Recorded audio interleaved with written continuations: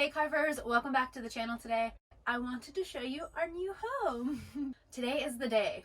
Long awaited 2 years, but we are finally in our RV and I get to show you around the before, or rather the during, because we've already kind of hacked away at some stuff, but stay tuned. Ready? 3, 2, 1. Hi there, I'm Elisa. After years in the tech industry, I was exhausted by the pressure. So I quit the capitalist hustle. Now I live in a tiny house with my partner and pup, learning to live simply and stress-free. I share that journey here. Hit subscribe and join us in the slow carve.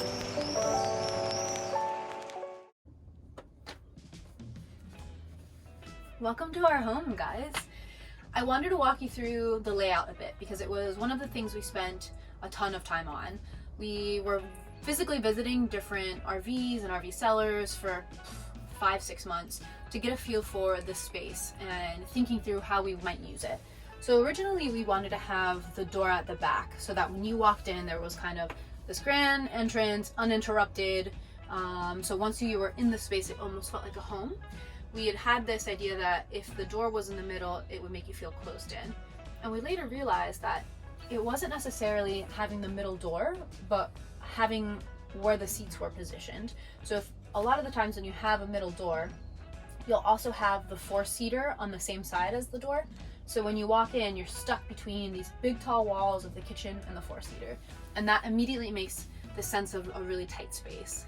Obviously, if you're living in your van full time, you want to have as much space and as much airiness. You don't want to get claustrophobic. So we realized if the 4-seater was opposite the door in the middle, there was actually quite a bit of space, quite a bit of air, especially with some sort of overhead lighting and the bigger windows. The other thing we realized was if, for example, I was sitting here working on something or cleaning up or whatever I might be doing and someone were outside, the dog, Chris, whatever, if the door was at the back, being able to hear someone or communicate that long distance would actually be quite difficult. So having a middle door, if we had friends over for a barbecue or for cooking, or we wanted to sit here and snuggle up but let the dog play in the yard, actually having a middle door was going to make it a little bit easier for visibility and functionality's sake. So we decided to have middle door, 4-seater across from it, and then a bathroom at the back. In addition to that, having the bed over the cab and out of the way was super important for us. We knew we didn't want to have to do the breakdown kind of transition from sofa to bed in the mornings and the evening. We liked the idea of having kind of a dedicated bed space where all of the sheets and pillows and things could stay there without getting in the way. If we were to have to convert this in the morning and the evening, then you have to find storage space for all of those pillows and blankets and things, which can get more complicated if you're using the space full time, given that in the winter you're going to need more layers, which means you'll need more storage for those sheets. Plus, we just didn't want to have to do that change every day. We didn't want to set ourselves up for failure to have a super messy space. So being able to keep this out of the way and snugly and a dedicated space also made it feel a little bit more like it was its own room. So that's why we chose to go with the cappuccino style or the overcab bed, in addition to having the seat across from the door. So this all kind of has almost like little dedicated spaces despite it being quite compact. In addition, light was super important to me. I like to say that I'm kind of like a plant. Like I need to soak in the sunshine. I mean, I moved to Spain. So having these really big kind of juicy windows were super exciting and actually quite hard to find. So you'll notice that we actually have this big sunroof here in addition to the front of the cab. Now, we didn't find these that often, and I wonder if, because they're a risk of leaking, especially right over the bed, that they've probably stopped making them as frequently. But specifically, the Elnaghs we found tended to have those in the older models. So we've got one window at the foot, one window at the front, and then this big sunroof. So it really lets in a lot of light, especially given that the sun will change positions throughout the day, so at any given time we're getting light in one of these windows, whereas if we didn't have them at the front or the top, we'd really be stuck to just these side windows.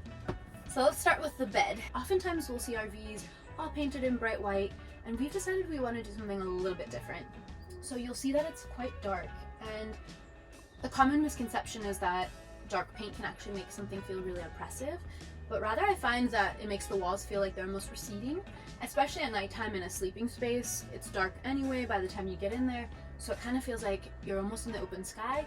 Obviously we have the skylight here for natural light and to be able to look at the stars. So I think it'll have a really nice kind of moody, cozy feel, almost like a room. So this is an evolving project. Next! So the next space you can see is the curtains that are actually separating the living space from the cab. Right now this is what just came with the caravan. It's this pretty utilitarian fabric. It's heavy. Works well as a blackout curtain, but it's not very attractive.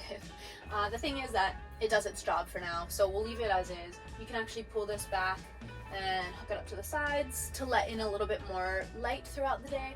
But as far as keeping the warmth in and just privacy's sake, you know, right now we're parked in a camping ground, so we're facing a wall, so there's no issue. But if we were to go wild camping or to try to go stealth, relatively stealth, as stealth as you can in an RV anyway, these are really good for making sure that when we're walking around in our PJs or changing after showering, that there's privacy.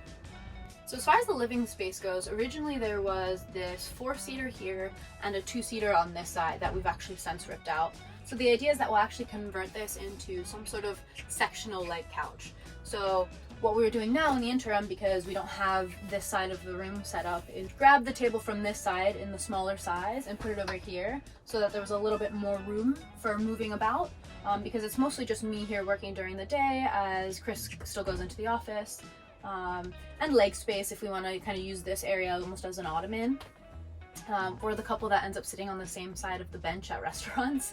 So we don't want to have to be separated in this way in the future. So what we'll do actually after we've eaten our meal, if we choose to do that here as opposed to going out, we'll drop this down and almost turn it into a U shape. So we're testing out this space to see how that feels for now. The idea being eventually we'll actually build out some sort of more permanent structure we can use as storage. We'll probably rip out these more driver-like seats, so the headrests and probably this top layer, so that it feels a little bit more like a traditional couch. Obviously, despite being a 90s kid, yeah, the textiles are gonna have to go. What we're thinking about right now is some sort of micro suede. We have a dog. We're messy when we eat, so something that's easily wipeable. Obviously we're going to be coming in and out of nature frequently, so there may be dirt and water and whatever else, so some sort of really durable fabric, but making sure that it's nice and comfortable. We also will likely be in warmer weather here in Spain, or traveling to, for example, the UK where family lives, which tends to be super cold, so we'll have to be cognizant of kind of extreme weather. So something that's more of a fabric than a leather, for example, will be better for us. But I'm thinking more of like a camel-y color, which is like more of a bold kind of neutral, but more on the design stuff later. So this side. So originally, like I mentioned, this was a 2-seater with the table, actually specifically this table. We swapped it from the big one and have since tossed that and kept just the small one. But in ripping this out, you'll see I think the biggest thing is this water damage. I suspected this when we were shopping. Obviously with a 20-year-old RV, it's not a matter of if, but where. Okay, so I'm gonna take you on a little adventure to show you the kind of water damage that we found out. So I'll show you a photo of what I'd originally found when we were looking at the space, talking with the garage that we bought it from, and the photos of kind of poking around. And I suspected that there was water damage. And they're like, no, it's just that the previous owner had put kind of a crappy wallpaper up. Come to find out, we were quite eager that first weekend that we were in the cab. We wanted to have some more floor space, given that we had so many bags of stuff that still needed to be organized, and just to get an idea of, before trying to build out some sort of new unit, what we're dealing with. Well, let me show you. So this loveliness is in fact water damage. You can see that there was mold. You can see that it's since dried. It's actually quite stiff now. It doesn't smush so much, but there's a lot of damage still from, like, this bit's actually still a bit wet, but there's just a lot of chipping and stuff that is going to need to take care of. I mean, we don't want to be breathing this stuff in, so for the sake of, you know, if we're going to spend the time building out some sort of unique furniture here, that we're not putting it on top of like a sinkhole basically. So making sure that that's well taken care of before we invest on things that are going to block that and make it even more difficult to solve the problem in the future. So this is the kind of our one big challenge that we're going to start with. The bathroom, which I'll show you, is probably going to be number 2. No pun intended. So right now we're actually using the back of this couch to get ourselves up into the bed at night. and then just kind of like chucking ourselves off in the morning, which isn't super safe. We risk cracking this and it's just not sustainable. So what we're looking to do on this side is build some sort of staircase that makes it a little bit more comfortable and easy to get up and down, especially for those middle of the night peas. And in addition to being able to use them as steps, be able to store extra things. So we've got actually 2 of these already dedicated to books. We've given up a lot of them, but we like to have some on hand. So this will be a great place for those, or for knickknacks and things that we can stack up and display at minimum. And then the more unique concept here, and we'll see how this plays out, but I would love to have some sort of electric fireplace or place to set candles that are safe. Obviously with curtains, it's a bit of a fire hazard, so we're talking about what our options are with the 12-volt power, and doing some sort of unit here that would double as a place to hang stockings for Christmas, or decorative things that we could just, you know, place into a basket if we're going to hit the road and secure safely. But because we're going to be parked up in certain places like campgrounds or wild camping for a few days at a time, that will allow this to feel a little bit more like a home or space for the things we've collected in our travels or that are gifted to us. So the small, most memorable things or most important things to us. So a little display space.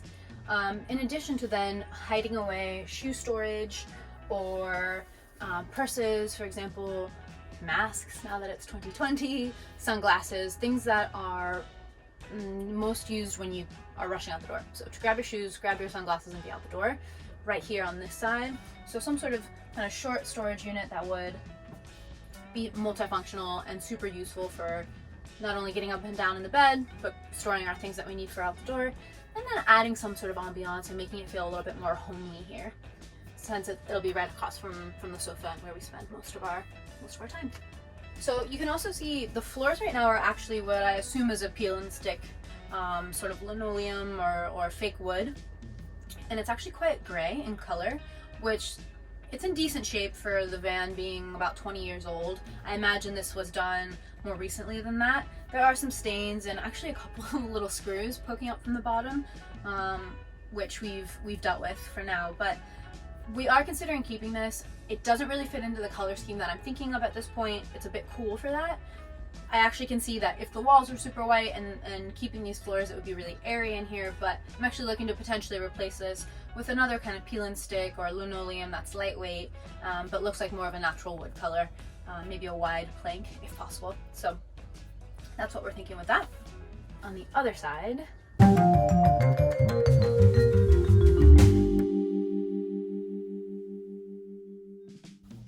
okay, so on this side of the RV, it's a little bit more of a mess, to be honest. So we've got our closet here with both a diesel heating option, which we have been told that is actually quite expensive to add, but it's a nice backup given that we don't have to always be running off of propane, for example. This is obviously, propane's gonna be cheaper of an option, but we'll have 2 options for heating just in case. Plan Bs are always good in this case when you're like out camping in the wild. But we have quite a big closet. So both of our things are organized chaos at the moment. So we're trying to sort out what we're gonna do with this space. We definitely need to have better solutions, but it's a significant amount of space. And then we use this ladder in the interim for getting to more of the storage that we've stored in the back of the bunk. So in addition to the front where we've removed the 2-seater and are gonna do some sort of creative kind of storage, lounge-like furniture space, we're also going to do something quite unique with this side of the RV as well. So originally this place sleeps 7 or 8 people. I don't know why you would want to squeeze that many bodies in here. There's only 2 of us and a dog, and there's no baby plans for a while. So we're going to change these bunk beds instead into kind of more creative functions. So this bottom one is actually also access to the garage. So given that we're trying to get closer to nature, a lot of this is about being able to go adventure more frequently. We need to have our gear with us. So this has our cycling gear, our skiing and snowboarding gear, our hiking gear, any sort of like games that we may have. I'm hoping one day to have a cornhole board in here, flown hopefully straight from Pittsburgh. We shall see. But yeah, this is where like all the fun toys go basically. So originally this board would fold down into a bunk bed, a bottom bunk, and instead what you can do is then remove the mattress and fold it up so you have the full storage. it's more or less from the floor to here, so it's just enough for one bike and all of the stuff that we have. We're gonna try to get a little creative with putting some sort of boarding on the side that we can hang hooks up on, just so things aren't knocking around and damaging the bikes or even the things inside the bags.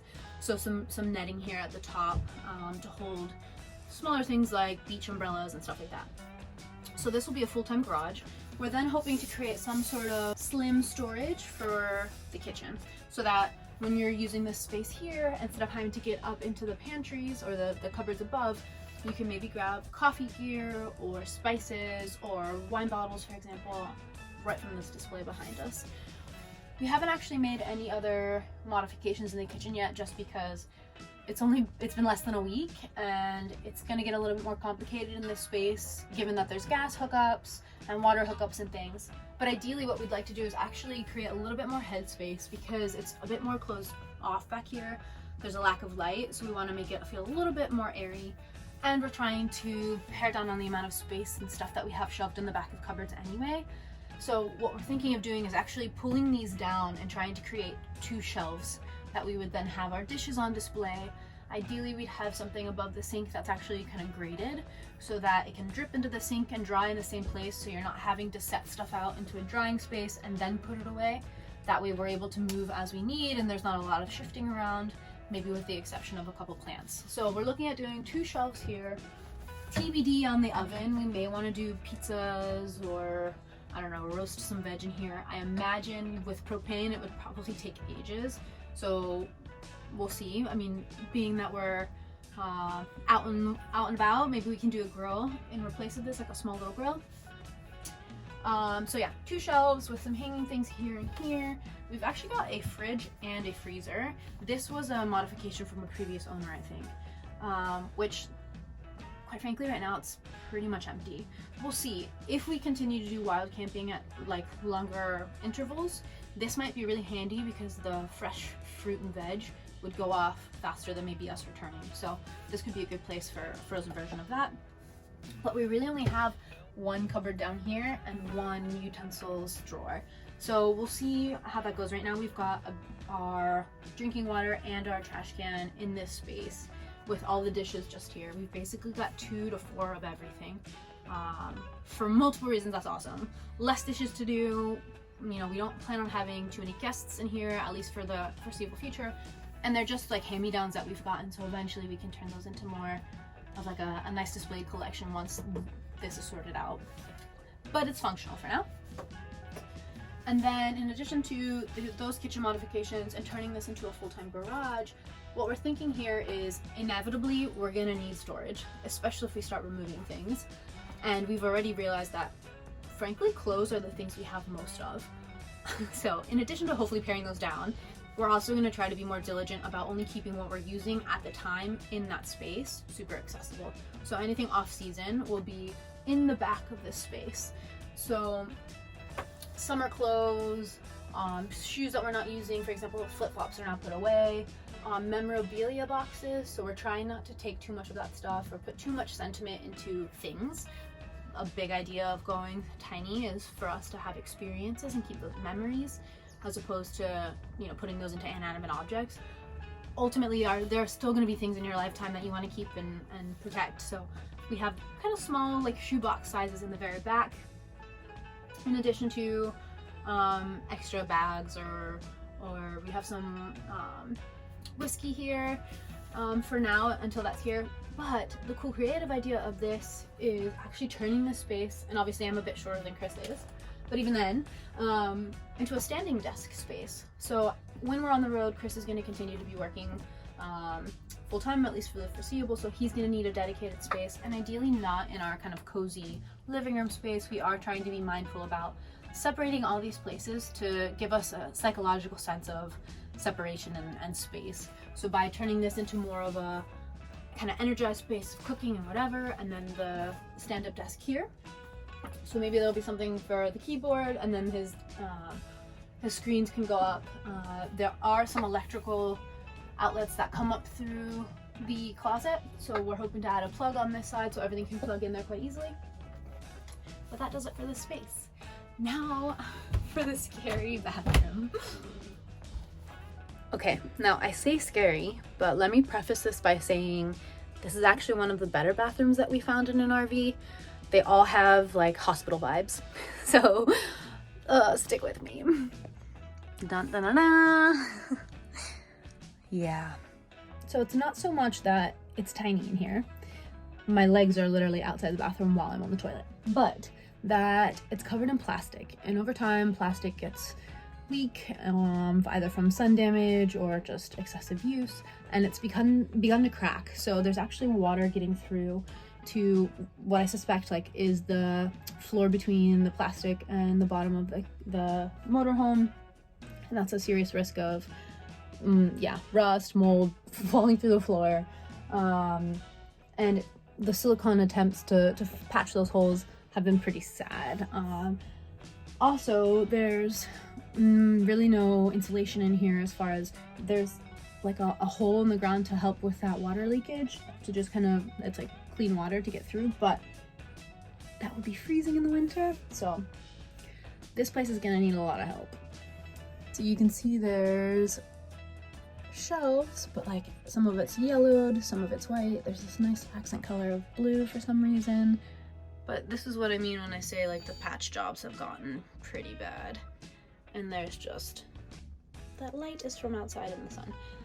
So this has actually been cleaned. A lot of this is just staining or gunk getting stuck to the silicone patching.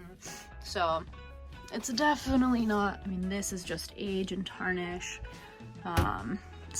Who knows? I mean, this is the 2000s, not the 70s or 60s. So who had the two-tone idea? No say. But anyway, one redeeming quality is the wooden sink. Maybe we can keep that for future. But all in all, we're thinking that the restroom will probably be a like strip job. Again, no pun intended. And kind of totally refabbing it. So big project number 2. Okay, so one hidden space I forgot to tell you about is actually, sorry for making you dizzy.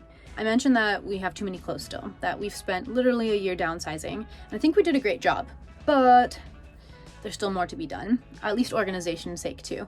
But we wanted to be able to access our shoes and obviously have a little bit of ventilation, given that shoes can get a little smelly, but we didn't want to have to walk around the entire van to get to them if we were to keep them in the garage, and we didn't want to keep them with the clothes for odor reasons.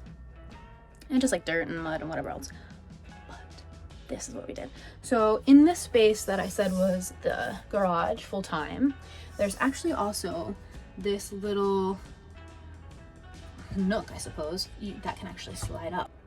Okay, so this just slides up, and it was this little apparatus, super simple build that already existed. This is like a piece of wood that the previous owners must have added, and it just gives you interior access to the garage. But what I've sneakily done is created a box facing the interior of the van for myself and Chris for our shoes. And this is the doggy food that we can access from in here, just like a little scoop. And that's where we're keeping our shoes for now, in a pretty organized way, with it's just like a little slide up and down. We bungee corded, let me see, give me a second. You can see around the boxes to make sure that they didn't move while we were driving or like fishing around in the garage. So I've got one, Chris has one, and then Ness has her dog food in here, and we can access them from the inside of the van without having to go outside for the cold or the night or whatever, for safety's sake. And that keeps the shoes like well organized and away from the clothes. So that has been like a really nice kind of like hack with what we had. A bungee cord, a box, get it done. So all in all, guys, that's it for the first weekend in the RV. We've gotten most of the stuff at least in its own corner. So we're gonna try on like how we want to organize things, reorganize things, and see if it, you know, what best fits the function of the space before we start building stuff out. Let me know if you'd like to know more about the actual aesthetic of the design, what colors we're thinking, what kind of style we're going for. That has been the part that I've been like chomping at the bit to get to for 2 years. There are Pinterest boards on Pinterest boards, fabric samples. There's actually some paint samples below. So comment below if you want to see it, if that interests you. If there's anything that I missed in this video, maybe we'll do an exterior one. If that's something of your interest, let me know. See you next week.